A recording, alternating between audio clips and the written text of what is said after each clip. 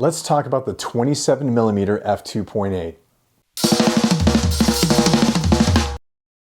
Hey everybody, this is Jason from Jason Berkman Photography, and today we're going to talk about the 27mm f2.8 by Fujifilm. Now this is a really cool lens. I used to shoot with Canon, and I had the 40mm Pancake lens with my Canon system, and I have to tell you that I really just didn't like the focal length. I didn't like that lens at all. I mean, it was cool because it was a Pancake, but there was something about it. I liked shooting with my 50mm 1.8, my nifty 50.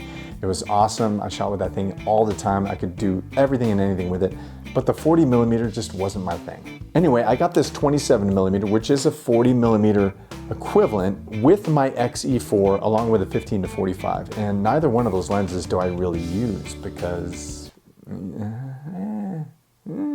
Anyway, I decided to give this 27mm a chance because, well, one of the most important reasons is the form factor.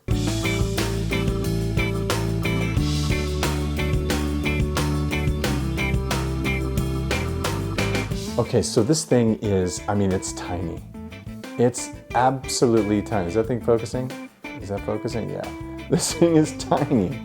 I mean, the form factor of this lens with the XE4 is absolutely amazing. Now, I haven't really used this again with the XT4, XT5, or XH2, mainly with this thing because this lens and this XE4 together is just an amazing little form factor. It's very similar to your X100V or X106. Those are going to have a 23mm f2 affixed to it, which is a little bit better in low light. But the really cool thing about this is it's a detachable lens, which is cool. My XE4, I usually have a 23 affixed to this all the my 1.4 all the time. So I'm never really using this 27mm, but I just got a chance when I was in Seattle to go out and do some street photography with it, and I was surprised. But the form factor is really a huge allure when it comes to this 27mm.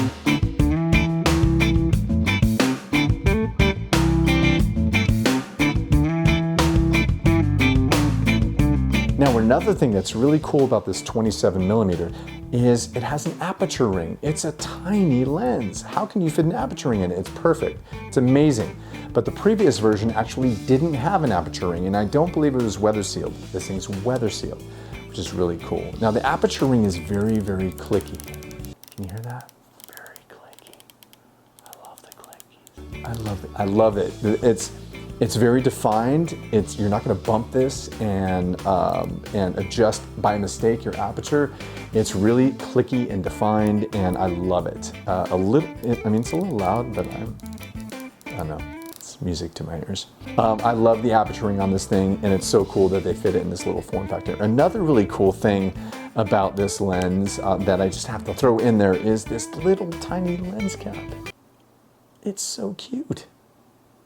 It's just like, I just want to pet it. It's like a little. Okay, enough of that. So yeah, love the aperture ring, love the cute little lens cap. The form factor of this thing is just absolutely cool.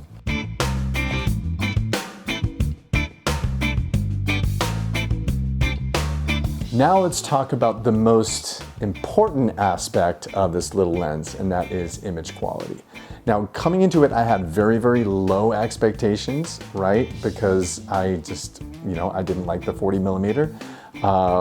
I love the 23mm. You guys know how much I love the 23mm focal length. 35mm equivalent is like, like the end all be all.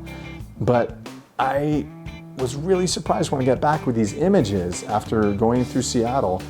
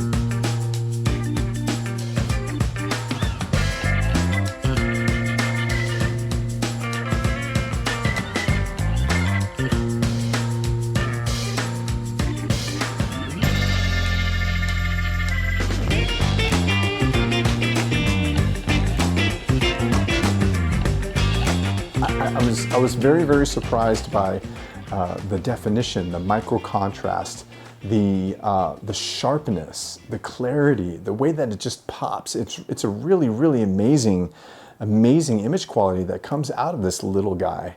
I was very, very surprised, very pleased by the focal length, which I was kind of taken aback by that as well, because yeah, just wasn't expecting to love those images so much. And I really want to go out with this lens a lot more with other bodies. I did actually have problems with focus breathing with this 27mm. It was kind of annoying, and in fact sometimes it wouldn't focus at all. I had to like click and click, and it was just like breathing back and forth, and I had to like readjust or find, maybe it was really, really bright outside, the sun was blaring like crazy, might have caused something like that to happen. It could be the way that it performs with the XE4. I have to test it out with my other bodies to see just how much it's going to affect the way that it responds with those bodies. All that being said, I still had a really great time shooting with this lens, was really, really happy with the results, and I have to say I give this lens 2 thumbs up.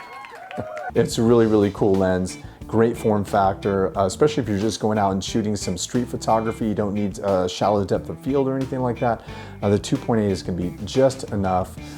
If you're doing any low light, might be a little bit challenging, but if you're just doing some street photography, it's going to be great. That's all I've got for you guys today. If you liked this video, please like and subscribe, and I will see you in the next one. Love and photography forever. Peace!